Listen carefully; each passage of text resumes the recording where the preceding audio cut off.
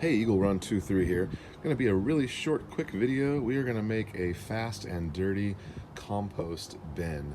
I have been storing some grass clippings in the corner of the yard, and I don't know if you do this too, but you always say you're going to make it and then you never do. Well, the wife complained about the pile being able to be seen from the porch, and so we're going to make a compost bin. This is going to be super simple construction. I'm only getting out the circular saw. We're going to use one tool to break this down. I'm not getting out the miter saw, table saw, nothing, just a quick circular saw cut. We're going to do 4 of these. Now my parents are having some construction done around their property, and every time I'm there I grab all of these cutoffs that I can, because the prices of these are ridiculous, and I just need these little scraps. And look, I only have to cut, I'm only gonna waste that much, so it's gonna be perfect. All right, let me get these cut. This is not a how-to, it's more hey, look what I did. All right, here is the pile. I added to it about 2 weeks ago, and it's ready to turn, and I think I'm just gonna turn it into the bin. So the location is gonna be right here, and we're gonna go down into that a little bit. So I'm gonna have to move the pile, but that's fine. And there will be a little awkward space here in the corner. This is my neighbor's, and the fence, you can tell, is not up yet. We are working on that. We did the front gate, but we haven't done the rest of the fence. I just need to kind of determine how far out I want to go and get it cut. All right, so I'm using my potting bench here, but this is going to be the back. And I decided to have the slats on this side, so there's not really like spots for the dirt to get, or the compost to get stuck. 4 inches in between these boards is maybe a little bit much. We'll have to test it and see. If we need to revise, we certainly can. So I had 2 8-foot cedar boards, and I just cut them in half, and that gave me 4 foot, which will be my width. And then again, this will be the back. And so on the sides here, I'll put the runners where you can see them pretty side on the out. So I guess that will work. And then this is going to be the part, the little foot that sets on the ground. And I'll probably go back later and put a paver underneath that. I don't know, we'll have to see. We're quick and dirty here today. Let's see if we can get this done. I would like to stain it as well. And check this out. We've got, was that a Cobalt brand? I was needing something like this, and you know what? Neighbor Greg just came over. He's the guy who lives next door to me here. Just came over and said, hey, you're gonna need one of these. So he's gonna trade me for it.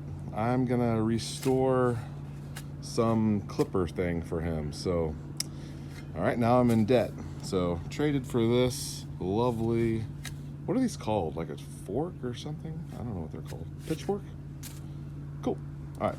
So we've got the back made here. We've got 2 more of our legs, and then we've got some 3-foot length of our little rails. So let's get this put together. Okay, check it out. Super happy with the way this is looking. I am gonna stain it real quick. Now it's just a 3-sided design, and I am a little concerned about the gap, 4 inches, but I've seen several that are like this, and apparently you need it for the airflow. So really simple construction. I just used the shortest board to set my height. I don't even know what that distance is. I never measured it. So that's my height, was set by the shortest board. And then I trimmed 1, 2, 3 off. And then I cut 2 8-footers in half for my 48 across the back.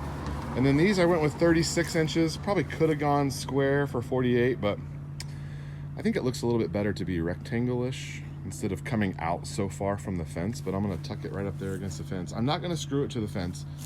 We're gonna keep this pretty mobile. I might wanna move it. So really simple construction though. This is the side that you will see from the house, and it's sitting on a hill, so it looks a little crooked. We'll get it leveled and squared before we set it down over there, or at least close. Oh, one last thing. I'm going to put a spanner across the front here. I don't know if I'm gonna do 2x6 or 2x4. Haven't decided yet, but it's I'm gonna catch a measurement there. It'll be a little bit longer than 48 inches. So I'm gonna cut that so they don't spread apart. You could also stake into the ground to keep it from spreading. But I think having a little lip there in the front might be kind of beneficial. So, all right, we'll come back when it's in place and stained. All right, finished product. Been a little bit here, let that stain get set up, and went ahead and threw a little bit in there just to kind of see what it was looking like. Boy, maybe I should have made a bigger one. I don't know. Guess I can always add on to it. So anyway, really fun, cool project. You probably need one in your backyard if you don't have one already. I've done a lot of things wrong with composting. Hoping to rectify that and do a better job with a legit composting bin. So I really probably do need like a 2-bin setup, but for now, if we need to, we can use this area and then transfer over, or maybe vice versa. Maybe let it compost in here, and then if I'm able to get dirt out, I can transfer it back and forth. But I know that's a little messy, but yeah, so I don't know how well that would work going back and forth. I probably should just build another bin if I'm gonna do that, but I really need to wait until I get the fence done. All right, well, that's the end of that project. Eagle Run 2-3. We'll see you next time.